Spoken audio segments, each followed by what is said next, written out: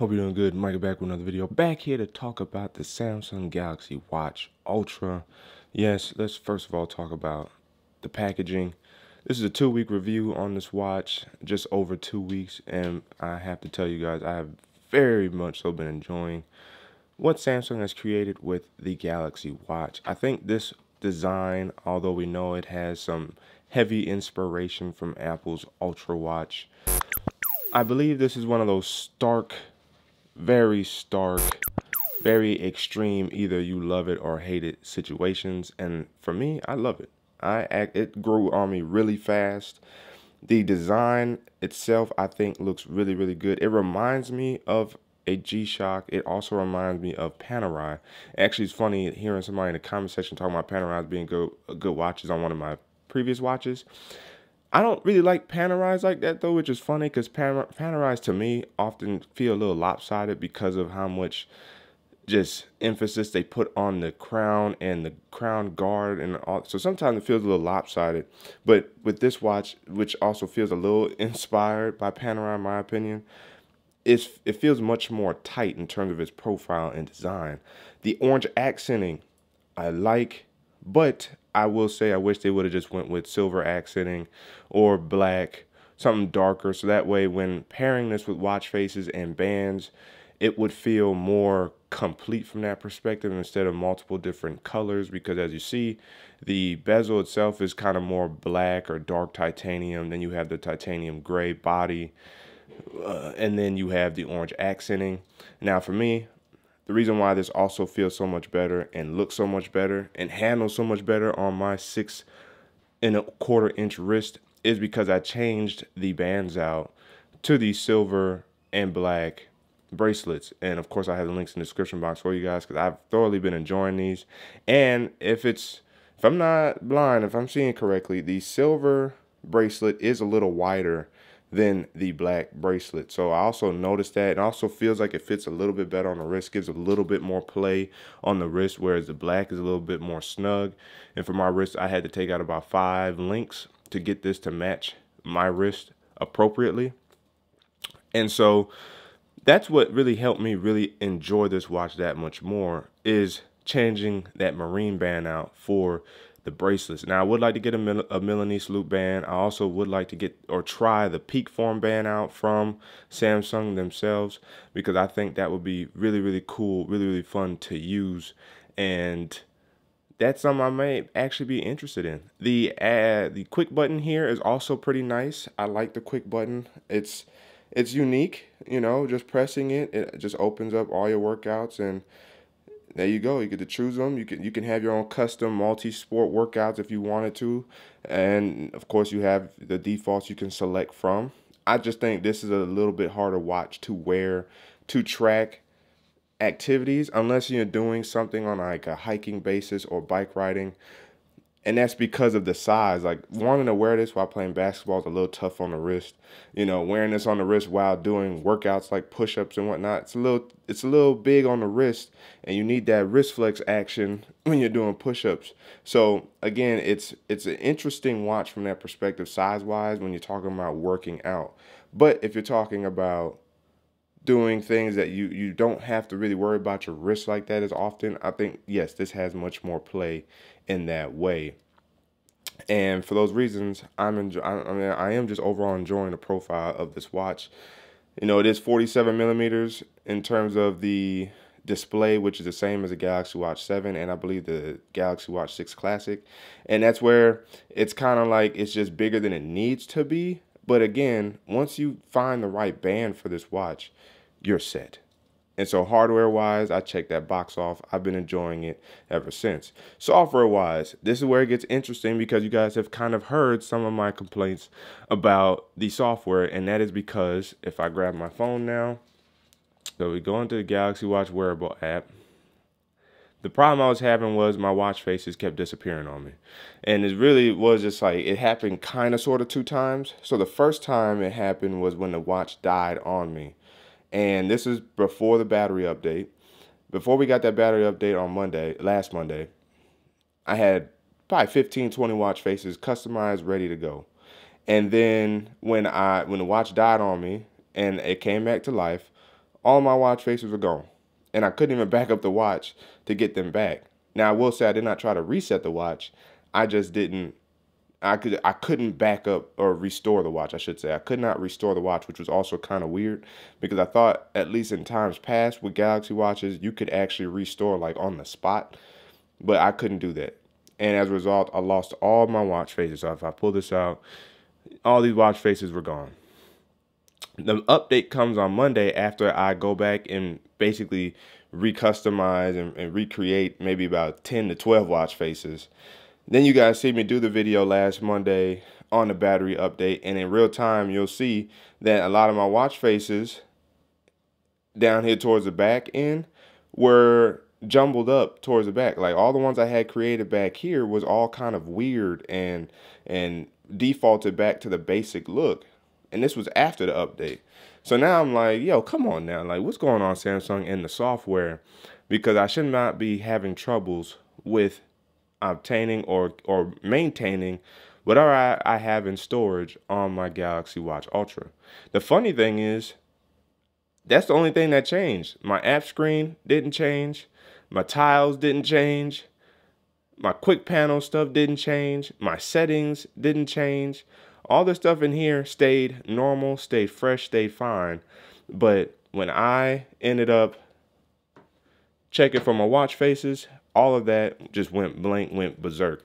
Now, since then, it has not died, and there has not been no other updates to reboot the watch.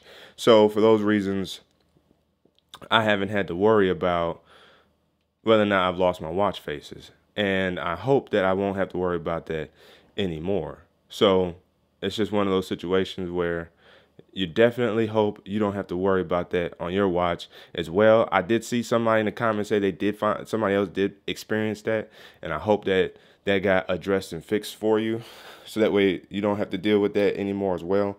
It's just, I don't know, Samsung. That's one of the first times I really had a problem with Samsung software on the watch like that. I think with the Galaxy Watch, I may have experienced something vaguely similar, but that's something I can't all the way quite remember right now. But it was something probably really small. Maybe like it didn't completely back up my watch faces. I think that's probably what it was. I remember at one time Samsung was having issues like actually restoring watch faces in the past with previous Galaxy watches. That's something, you know, I hope that has been resolved for the most part, and it looks like it has, because it did try to restore some watches from my Galaxy Watch 4 back from, you know, a few years ago. It did try to restore some of those watch faces, but overall, software-wise, outside of those two problems, software has been phenomenal. If you guys had noticed, if I go ahead and I can swipe, everything's very snappy. If I click in here, as you see, it loads up pretty fast. It swaps down for you. You can see what the weather's looking like. And so if it just focuses for me, as you see, everything is very, very smooth on this watch. If I press back, swipe, I can add my water right there. I got my oh my Lord, I forgot what it's called, but the body index. I got that there. I measured it July 28th. And then you got the multi-sport that you can, now they already created this, running open water swim, running again. That's interesting. And then what's this, my blood oxygen level, it's July 29th. ECG, August 2nd, 150 BPM. I think that's why I was working out. That's the last time I used this watch to actually record a workout. Have not slept with this on yet to get an energy score. I will probably try to do that here soon. Stress is still on manual. My buzz control, sleep, my alarm. So I have a lot of things, and if I press that, it's back to normal, no problems. I swipe this way. I have unused apps, and then I could clear off if I want to. As you guys can see, it is very snappy, very fast, very responsive, very fluid for a small display that's probably, what, 60 hertz? And it feels like it's even smoother and even faster than that. So shout out to Samsung for really doing their due justice on this watch here when it comes to the software optimization with Wear OS 5 with their One UI kind of skin on top, and I've been loving it. I honestly, I haven't had any problems with the software outside of those couple issues, and since then it's been fine. I haven't had no weird wonky issues trying to do anything on the watch. If I click on the complication to go to stress, you see how fast that was? It goes straight to it with no problems. You got the compass. When viewing compass, scroll down for more information. So now, you know, boom. That's all I gotta do right now. We're on the east side, so that's what you're gonna see there from the compass. And look how kind of vibrant, colorful yet simplistic it is. You know exactly what direction you're going, the degrees, this, that, and the third, your north and south. You're good to go there. And if I want to check the weather again, boom. And see, I never opened the other two apps, the measuring, the stress measuring or the compass, and you see how snappy it opened up. Now, if I click on the date, will that bring up the clock? It will. So, events, at least based off of my Google Calendar. You see how snappy this is? It is beautifully snappy. And that's something that you want from your watch. It's something that is beautiful and snappy, something that you can enjoy using without being frustrated or even overly frustrated with your daily activities. Now, battery life.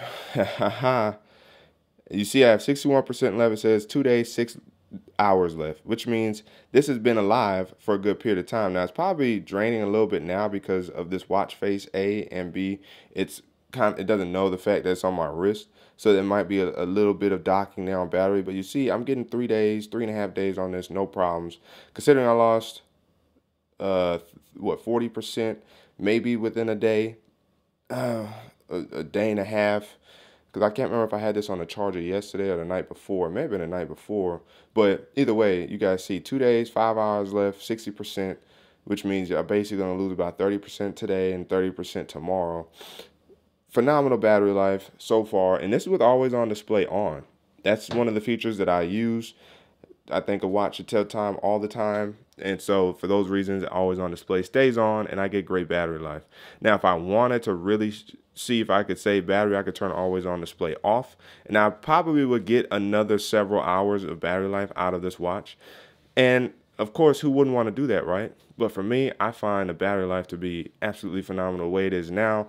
And I, of course, have a battery tips and tricks video that you guys can watch on the channel if you guys want to learn how to get better battery life on your watch. Because I don't really take advantage of a lot of these features. I treat this more of a watch than I do as a fitness tracker. And so for those reasons, I found the settings needed to get at least 3.5 days of battery life with always on display on. And that's key. That's very key when it comes to a watch, digital, smart, regardless. You know, a lot of people like, not manual watches, Lord have mercy, power reserve watches, right? Just to keep it simple for you guys. And those are watches that have little batteries in them that you can essentially wind, and they last for, some 40 hours, some 70, some 80 hours. Tissot has some good PRX models that have that nice 70, 72 hour power reserve on them. So again, you want your watch to be able to last without you having to really touch it like that. And this is what this watch does.